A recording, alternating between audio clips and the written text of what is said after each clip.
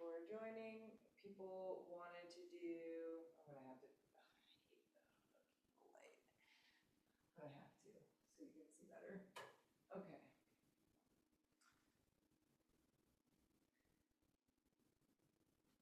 People wanted to do reset from rucking all weekend. The thing is that most of what we already have been doing is the reset. It's just, do you do it enough to get the benefits out of it? And by enough, I mean frequency as well as duration. So,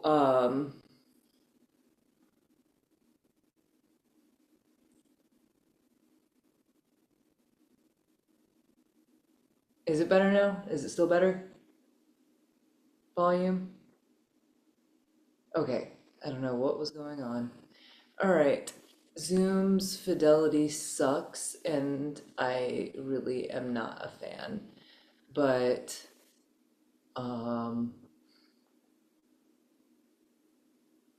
yeah, perpetually. So I'm gonna pin myself and we'll get started. I'm assuming that when people say they want to recover from rucks, it's low back, possibly some hips, um, can be skewed to one side of the back or the other, and sometimes also hip flexors. Um, so that's what we're going to work on mostly. And then that's it. All right, cool. So let's go ahead and we're gonna start in a standing forward fold, um, which is different than how we usually do it. So because of that, it's going to be less accessible if, for instance, you can't stand up comfortably. And you might want your blocks handy. I have more than one, so you might want more than one as well. Other props can also be nice. So come on over, doesn't matter, I'm gonna start to the side. And this is more of a hatha style of yoga where we're gonna do a pose and then we're gonna just break it down and do a different pose instead of flowing. So go ahead and get yourself situated where you're folded in half-ish, half of half, a quarter, which can even be higher up than where I am. It's really relative to you. Find where you can get a flat back with some support underneath you, all right? And flat means from the very top of your head all the way back through your tailbone, okay? And then I want you to just shift your weight backwards and shift your weight forwards. My feet are all the way together, and that is important. So you want to shift your weight backwards and shift your weight forward. How you have your feet here is going to change things. So we're just going to do a couple more shifts. Automatically, I want to lean more forward in my shifts after a few rounds. So if that's you, you're welcome to do that. As long as you can keep your spine integrated.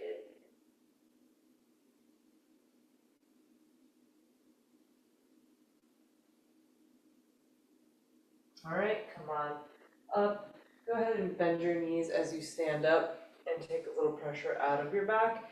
You're gonna take a block or something like a block. First, you're gonna stick it between your feet, middle of the foot. Walk your feet in until it's really tight. Press your toes down, spiral your thighs open, squeeze the block, and then just hold. And I want you to feel how everything around your hip capsule gets tight to help plug in your thighs while you're standing there. Your butt's active, possibly around the front of your hips are active, your inner thighs are active. All right, arms down, top of your head up, and just stand and breathe for another couple of breaths.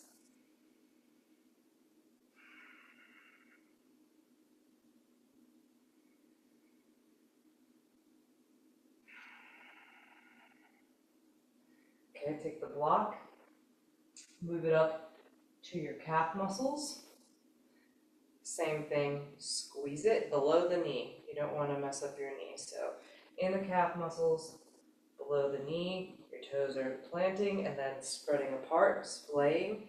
Squeeze the block and feel everything turn on. It's a slightly different engagement from the thigh, or from the calf muscle up. Get a little more out of the inner thigh, possibly a little more in the outer hip.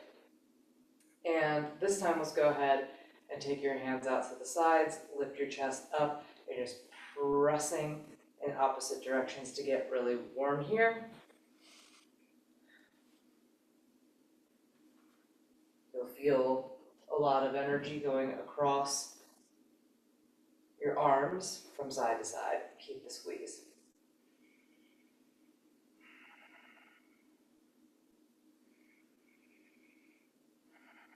Take your right hand down by your side, take your index finger and your middle finger, kind of point it down to a diagonal, and then turn your chin to the opposite shoulder. You can kind of play around with where your head and neck are until you get a stretch along the back of your neck on the left side. Keep the squeeze of your block.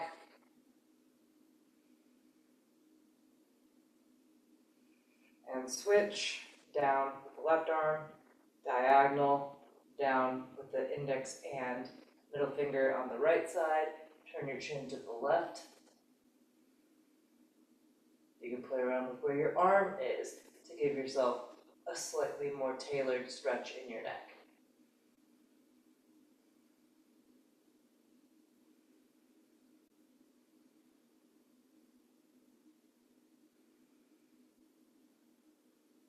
Good. All right, release. And what I'm going to have you do, one or both blocks, send your hips back, no knee bend. When you can't go any more comfortably in the hamstrings, go ahead and bend your knees and put your blocks to the ground and create your half lift. Your half lift is just a flat back. The first place that you can get your back nice and elongated, and you're loading your hips. And now I want you to ever so slightly pigeon toe, turn the heel of the one foot out, turn the heel of the other foot out, and then send your butt back and your head forward. And I want you to feel the muscles in your hip crease area working to stabilize and plug your hip in as the muscles across your butt in the back are spreading. And now stay here. You can bend your knees a little bit if you need to, and you're just going to breathe into your back. A little bit pigeon-toed, weight a little back, bring the weight a little forward. Make sure that you're feeling the engagement in the front of the hip and taking deep breaths into your low back while you're here. Keep the front of the hip active.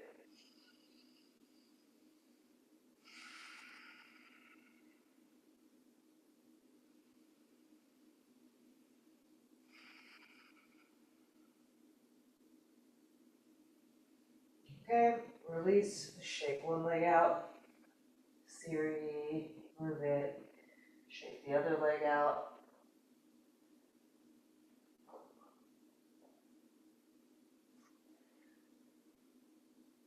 Okay, so bring your feet, keep your feet hip width distance, all right? Sit your hips back, bring your arms up right by your ears, and keep a flat back, and I just want you to hold here and breathe in a half chair. Keep stretching your fingertips forward and your butt back.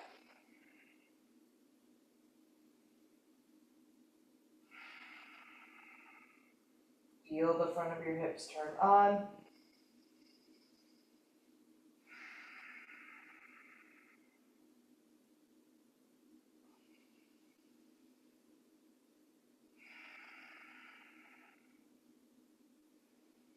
And exhale, fold forward, let your head hang down.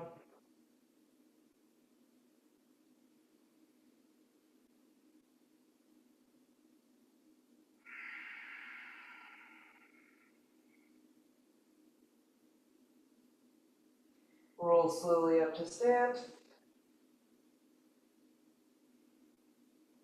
Okay, and I'm going to turn so you can see the front. Now a regular chair pose. All right, butt back, arms up. Inhale, doesn't have to be perfect. Try not to have a huge back bend, just kind of neutral, but butt back, and it doesn't matter how, right, vertical your arms are. You just want to get long through your arms. Bring your hands to your heart, take a breath in. Exhale, twist your right elbow to the outside of your left leg. Inhale to the middle. Exhale, twist your left elbow to the outside of your right leg. Inhale up. Exhale, twist. Inhale up. Exhale, twist. Up, breathe in. Twist, breathe out. Last time. To the right. Stand up, inhale. Hinge at your hips. Bend your knees deeply and rest your body all the way on your legs. Now, slide your hands behind your legs, anywhere from the knee down. Pull a little or push a little forward into your legs so that you can pull your head in and be rounded here. And now you're just going to focus on your breath going into your back a whole lot.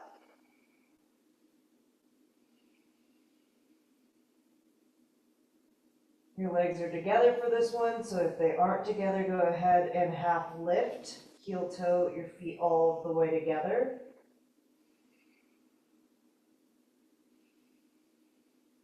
You want the maximum amount of thigh touching your belly and chest as possible.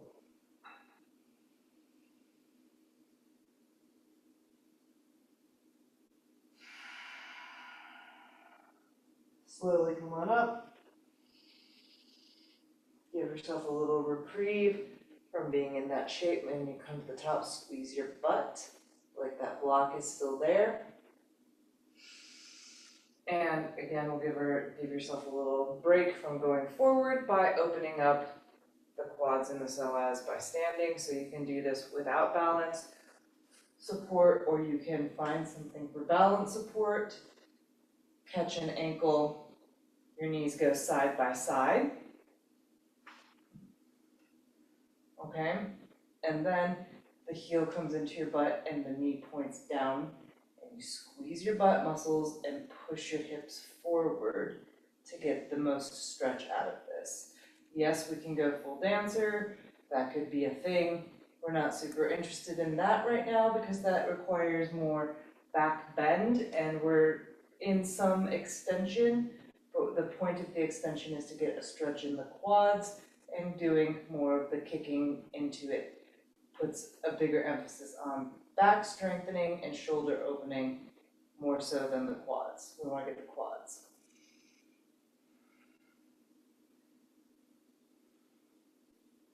Okay, switch. Let's say you can't get the heel. Look, I found a shoestring. You can make a lasso with any strappy type object to get a hold of your foot.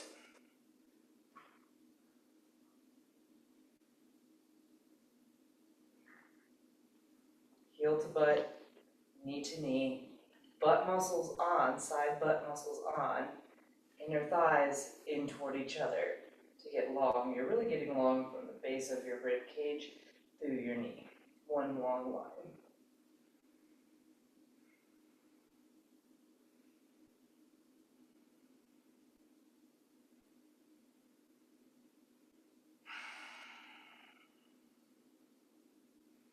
All right, step it down. Go ahead and shift your weight into your standing foot. Come up onto the toes of your opposite leg. Slide your hand on your thigh, press on your thigh, start to lift your thigh up against the pressure of your hand. Externally rotate your thigh the one way, and then you're going to internally rotate your thigh. Do not let your hip hike up. We're not doing belly dancing. In fact, it's the opposite. Like, you don't want the pelvis to change positions. We're just greasing the wheel of the thigh bone in the hip capsule. If you need support to help you balance while you're here, you're welcome to do so. Down, shift your weight, come up to the ball of your opposite leg, hand on the thigh, put some pressure as you slide up, and then external, internal, external, internal.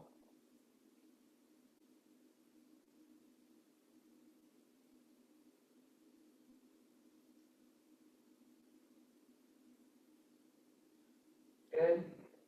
Put it down, shift. Last time, up, same way. Slide your hand forward over your kneecap, a little pull back, and then open your leg to the side.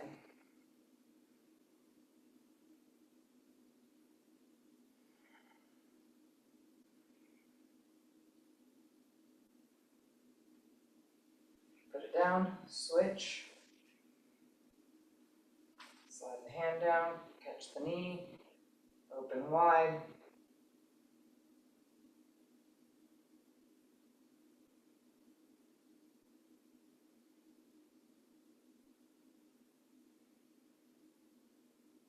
All right, we're going to come on back to that forward fold, and we're going to take it a little deeper this time.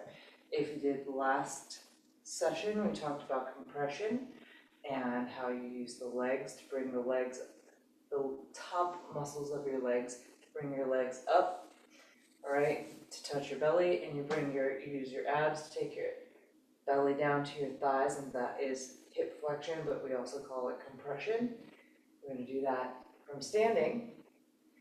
And you get more out of the decompression of your spine by compressing the front of the body from standing, because gravity is helping to re-elongate it because your head's down toward the ground. So one way also to help with that is on your exhales. All right, let's just pretend I'm going to balloon out a lot on the inhales, which I do, but because my thighs are here, it pushes my lungs backward. So I'm ballooning it on purpose on the inhales to push out into my low back, which is what you want to feel. You want to feel nice lengthening and spreading here and down through the back of your legs. And then on the exhale, on purpose, not just exhale, but sucked it. And that helps to lift your thigh bones up to the top of your hip capsule more and shift your weight forward. You'll see it if you look, but you're not really going to be looking while you're doing it. So maybe you can look afterwards, okay? Feet together. Squeeze them together on purpose to immediately begin to turn your butt muscles on and support the hips. Then you're going to break from the hips, turn the hip crease muscles on, find where you're comfortable, get a little half lift going on, rock your weight forward and backward a couple of times. And then I want you to keep your weight forward, right? You could lift your heels up for a second, wiggle your hips around, and then set your heels back down. But you're not going to let your weight shift backward when you set your heels back down. So up the toes, keep your weight out of your heels as you set your heels back down. Bend your knees and keep your weight forward, and let your body go down around your legs. I'm going to not talk for a couple of breaths, but we're going to hold it for longer, so just be prepared. We're going to start 3 to 5 breaths. I'm going to shut up and breathe, and then we'll go from there.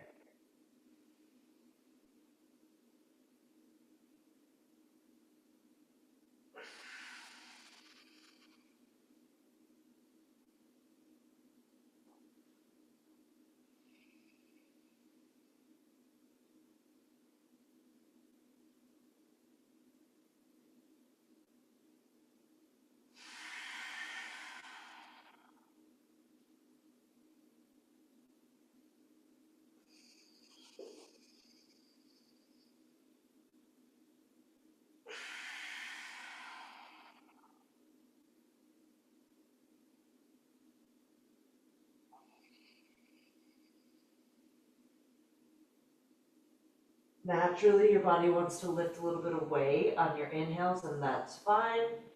Use that lift to shift your weight a little bit more into the balls of your feet. We'll be here for about 5 more breaths. Try to do curl back in on your exhales on purpose.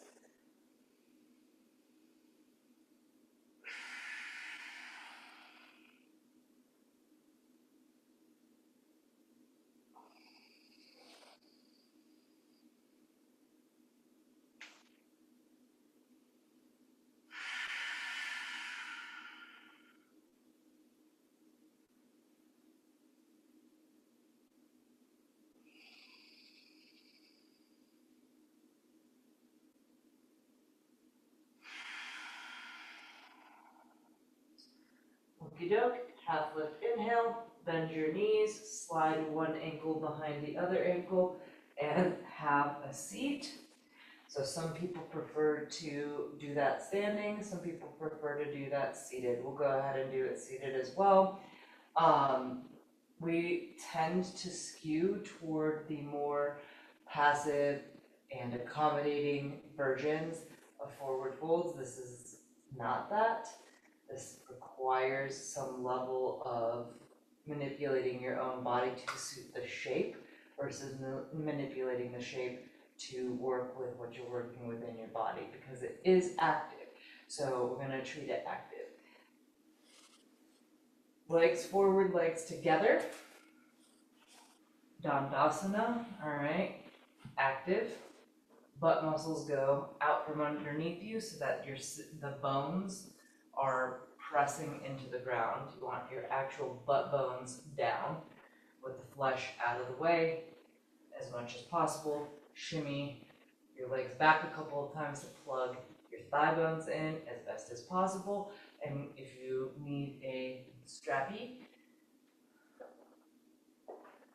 under your legs to keep yourself moving forward, or go over your feet to help pull yourself forward, you're going to come up with a straight spine, and you're going to use your muscles.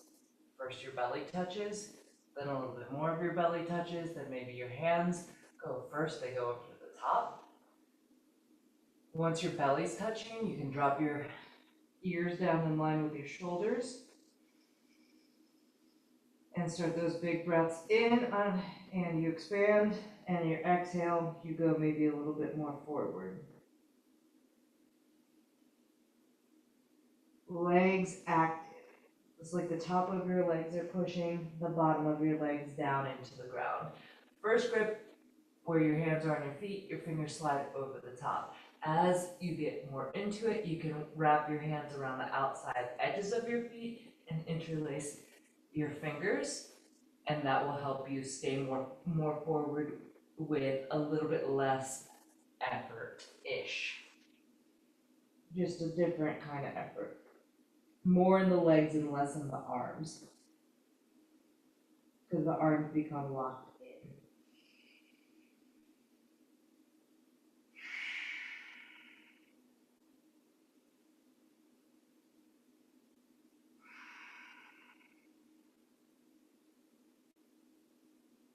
You are probably not going to experience the full benefits of the relief.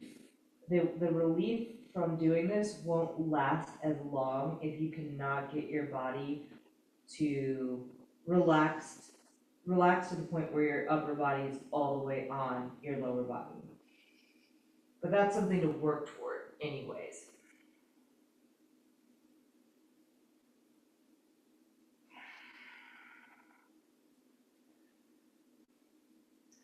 So I'll show you from the side real quick, take a break, then go back, try to more quickly recreate the steps that got you to your furthest point, and then go maybe a little bit further on this next round. But I'll show you real quick, again, kind of what I'm talking about. And even this is not my 100% and is still a little bit off the mark of where I need to be to release my sciatic nerve channel. But this will, how far I'm gonna get right now is about as far as I feel like people need to get that lower back decompression, big relief from it that lingers and is not just momentary.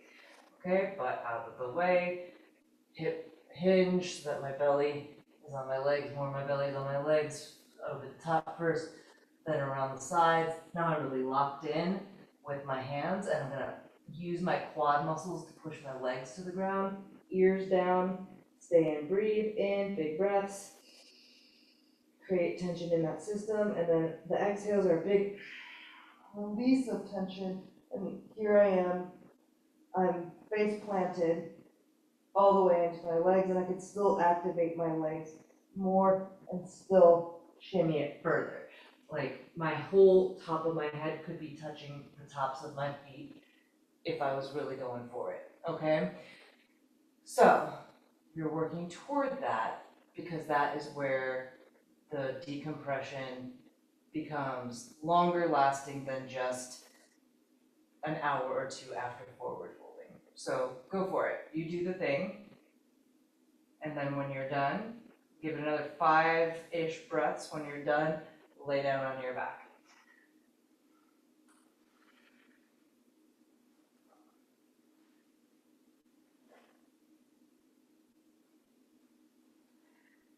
Lay down and then don't move. Like for instance, for me, after that nice deep forward fold, laying down on my back,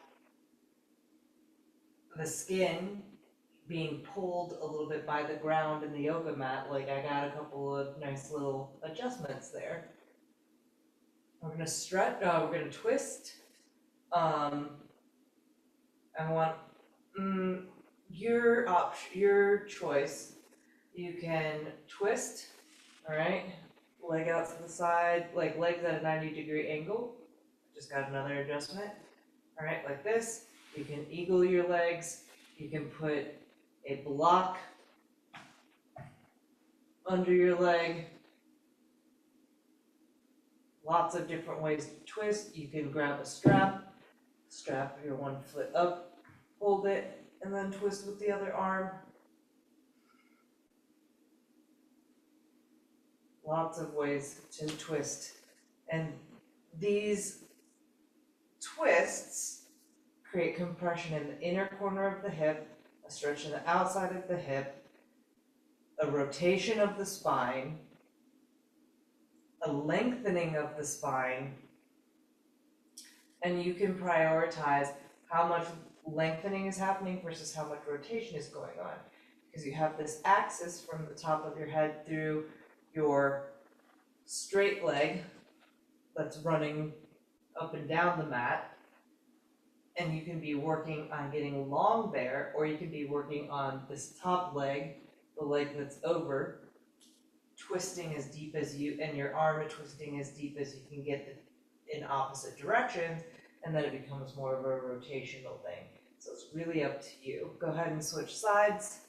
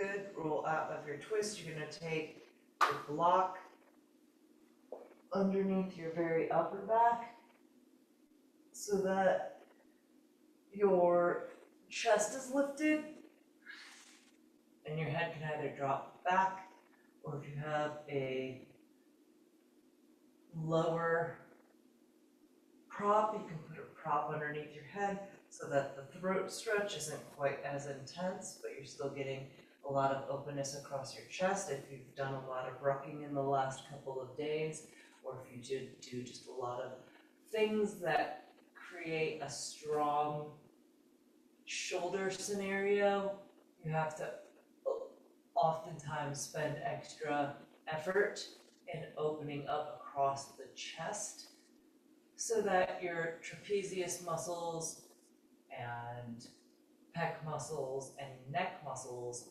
don't get cranky. So you're welcome to stay like this for as long as you would like. This can be your shavasana.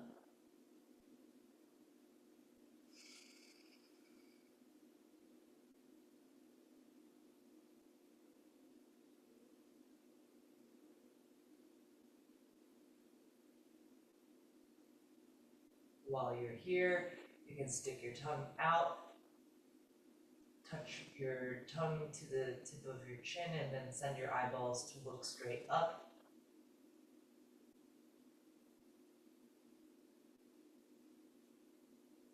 And then take your tongue to touch the tip of your nose and look at your nose at the same time.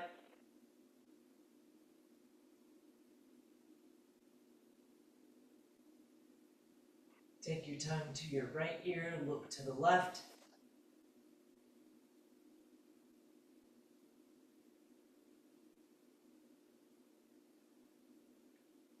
To the left ear, look to the right.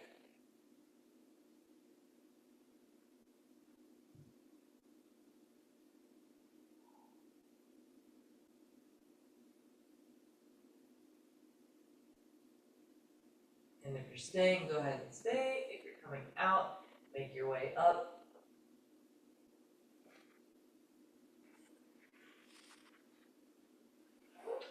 Notice how you're feeling after resetting your hips and your low back. A little bit of upper body reset. And we'll put it all in the past with a cleansing breath.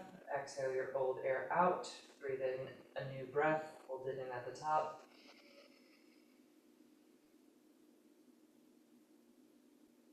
Let it go. Thank you. And I'll see you in the den.